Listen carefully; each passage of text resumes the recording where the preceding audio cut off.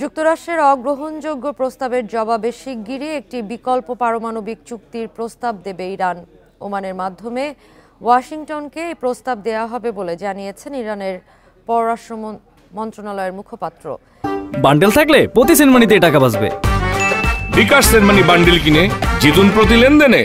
ইসমাইল বাঘারি বলেন, একটি যুক্তিসঙ্গত, যৌক্তিক ও ভারসাম্যপূর্ণ প্রস্তাব তৈরি করছে ইরান, যা ওমানের মাধ্যমে অন্য পক্ষের কাছে পৌঁছে দেয়া হবে। তবে ষষ্ঠ ধাপের আলোচনা কবে শুরু হবে সে বিষয়ে কোনো মন্তব্য করেননি তিনি।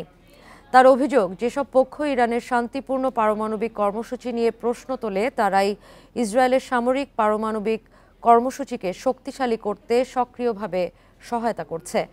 এদিকে ইরানের ইউরেনিয়াম সমৃদ্ধকরণ সীমিত করতে IAEA কাজ করতে আগ্রহী বলে জানিয়েছে সংস্থাটির প্রধান।